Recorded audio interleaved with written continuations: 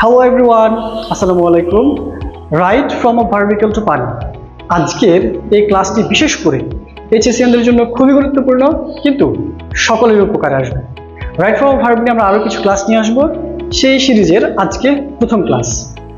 এই ক্লাসটি শেষ পর্যন্ত দেখবেন, বুঝবেন এবং রিয়েলাইজ করবেন গ্রামার কীভাবে শিখতে হয় এবং শেখাতে হয়। চলেন আমরা আজকের ক্লাসটি শুরু করি। রাইট ফ্রম আ ভার্ব, এই রাইট ফর্ম অফ ভার্বটাকে আপনি আপনার একটা ডিরেকশন ধরেন, মানে এটা হচ্ছে আমার একটা ডিরেকশন, আমি যেখানে যাব। এখন এই ডিরেকশনে যেতে গেলে আপনাকে অনেকগুলো সমস্যা ফেস করতে হবে।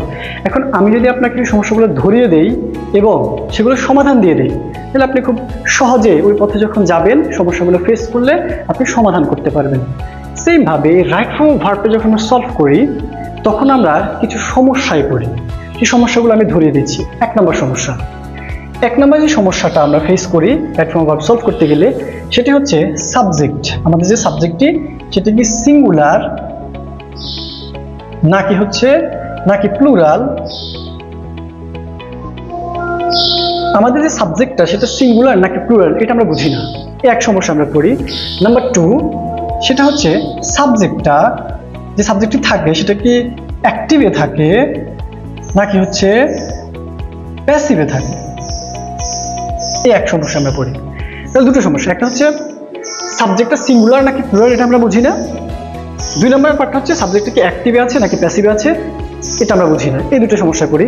নাম্বার 3 নম্বর যে সমস্যা, এটা হচ্ছে মাঝে মধ্যে, এটা বিশেষ করে এইচএসসিদের জন্য কেন স্পেশাল বললাম ক্লাসটি, কারণ হচ্ছে এখন যেটা বলছি এই সমস্যাটা স্টুডেন্টরা বেশি পড়ে।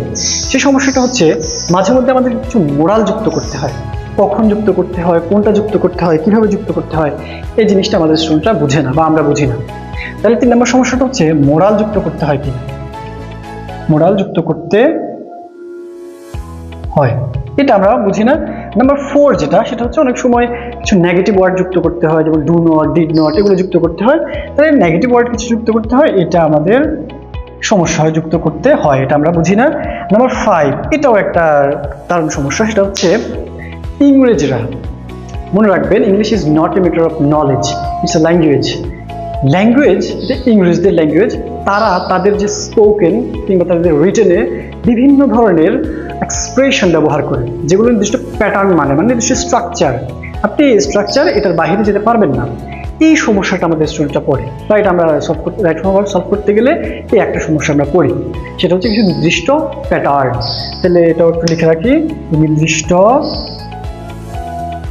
স্ট্রাকচারে লিখি। নির্দিষ্ট স্ট্রাকচার কখন হয়, কিভাবে হয়, এটাতে আমাদের একটা সমস্যা।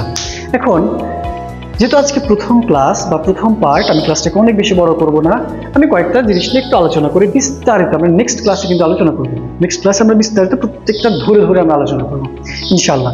এখন দেখেন, সাবজেক্ট সিঙ্গুলার নাকি প্লুরাল, এটা আপনাকে বুঝতে হলে আপনাকে নাউনের কাউন্টেবল নাউন এবং আনকাউন্টেবল নাউনটা বুঝতে হবে। কারণ রাইট ফর্ম অফ ভার্ব এটা নির্দিষ্ট কোনো টপিক না। মানে একটা জিনিস থাকে না, যেমন নাউন করতে গেলে শুধু আমরা নাউন নিয়ে আলোচনা করি। রাইট ফর্ম অফ ভার্ব করতে গেলে কিন্তু আমরা শুধুমাত্র যে রাইট ফর্ম অফ ভার্ব, সেখানে শুধু এটা নাউনের মতো কোনো নির্দিষ্ট কোনো টপিক না, কতগুলো টপিকের সমন্বিত একটা টপিক হচ্ছে এই রাইট ফর্ম অফ ভার্ব। তার মানে আমাদেরকে আগে কিছু বিষয় এক্সপার্ট হইতে হবে। কিছু বিষয় এক্সপার্ট না, কিছু বিষয় আমাদেরকে শেষ করে দেন হচ্ছে এই টপিকে আসতে হবে। তাহলে প্রথম যে জিনিসটা, সেটা হচ্ছে যে সাবজেক্টটা কি সিঙ্গুলার না প্লুরাল।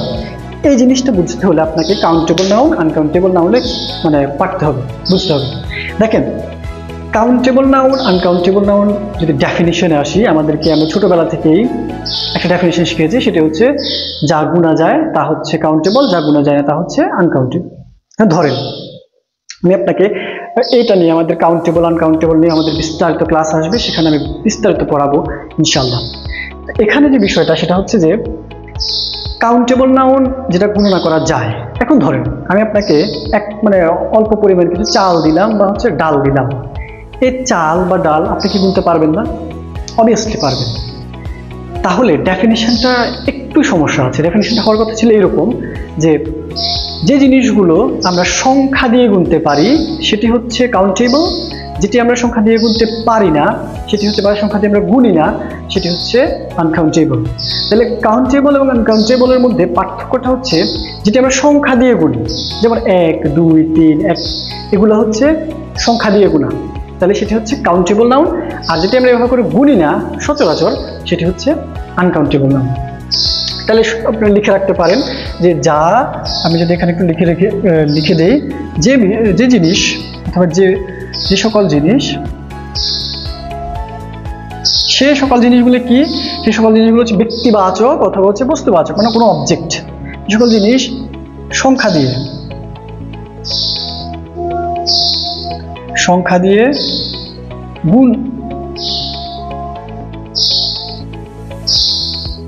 গুনতে পারি বা গুনি, সেগুলো কাউন্টেবল। আর যে জিনিসগুলো আমরা সংখ্যা দিয়ে গুনতে পারি না বা সংখ্যা দিয়ে গুনি না সেগুলো হচ্ছে আনকাউন্টেবল। এখন এই কাউন্টেবল আনকাউন্টেবল নাউনটা আপনাকে ভালোভাবে জানতে হবে যদি আপনি সিঙ্গুলার এবং প্লুরাল বুঝেন। ঠিক আছে, ওকে, এটা নিয়ে আমাদের বিস্তারিত ক্লাস আসবে, সেখানে আমি আরো ভালো করে এটা বুঝাই দিব।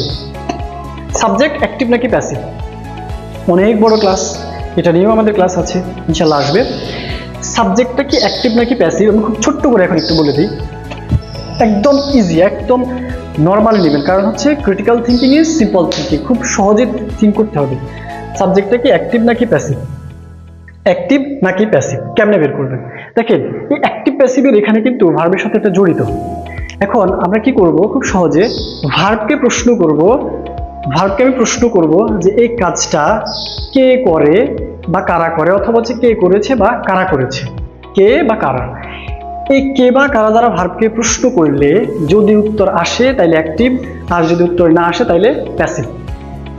তাই লিখে দেই, ভার্বকে কে বা কারা দ্বারা প্রশ্ন করলে যদি উত্তর আসে তাহলে অ্যাক্টিভ, তাহলে হচ্ছে অ্যাক্টিভ, আর যদি উত্তর না আসে প্যাসিভ। এখন ধরেন আরো একটা সহজ উপায় আছে, সেটা হচ্ছে সাবজেক্ট যদি ওই কাজটা করতে পারে তাহলে অ্যাক্টিভ, আর না পারলে প্যাসিভ। বিস্তারিত ক্লাস আসবে ইনশাল্লাহ, সেখানে আমি আরো ভালো করে বুঝাই দেব। এখন জাস্ট একটু ধারণা দিলাম যে ভার্বকে কে বা কারা দ্বারা প্রশ্ন করলে যদি উত্তর আসে তাহলে অ্যাক্টিভ, আর না আসলে প্যাসিভ। মোরাল যুক্ত করতে হয় কিনা, কিছু মোরাল আছে, স্পেশাল মোরালের ব্যবহার অনেক বড়, সেটা নিয়েও আমাদের বিস্তারিত ক্লাস আসবে। মোরাল যুক্ত করতে হয় মাঝে মধ্যে, কিছু মোরাল আছে যেগুলো সবচেয়ে বেশি ব্যবহার হয়, যেমন should, have to, has to, এই মোরালগুলোর ব্যবহার রাইট ফর্ম ভার্বে করতে গেলে আমাদের আসে, শিখে নিবে ইনশাআল্লাহ। নেগেটিভ ওয়ার্ড মানে কি, নেগেটিভ ওয়ার্ড মানে হচ্ছে মাঝে মধ্যে আমাদেরকে do not, did not, does not এগুলো ব্যবহার করতে হয়, সেগুলো আমরা নেক্সট ক্লাসে আলোচনা করব। নির্দিষ্ট প্যাটার্ন বা নির্দিষ্ট স্ট্রাকচার, সেটা কি, যেমন ধরেন যে একটা সেন্টেন্সের মধ্যে ইফ, যেটাকে আমরা কন্ডিশনাল বলে থাকি, সেগুলো কিভাবে হবে, অ্যাজ ইফ থাকলে ইট ইজ হাই টাইম বা ইট ইজ টাইম, লিস্ট থাকলে কিভাবে হবে, এগুলো নির্দিষ্ট প্যাটার্ন আছে। শুধু আমি রুল স্ট্রাকচার পড়ে ফেললে হবে না, সেটা কিভাবে আসছে, কোত্থেকে আসছে, এটার বিহাইন্ড দ্য সিন কি, প্রত্যেকটা জিনিস আমি ধরে ইনশাল্লাহ শিখিয়ে দেব। এখন জাস্ট আজকে যতটুকু পড়ালাম এইটুকু নোট করে নেন, এবং ইনশাল্লাহ আমরা ভালোভাবেই রাইট ফর্ম ভার্বটা সলভ করবো ইনশাল্লাহ একসাথে। সো আমি আর ক্লাসটি দীর্ঘায়িত করব না, আজকে এই পর্যন্তই। নেক্সট ক্লাসের জন্য অপেক্ষা করেন এবং ভালো কিছু হবে ইনশাল্লাহ।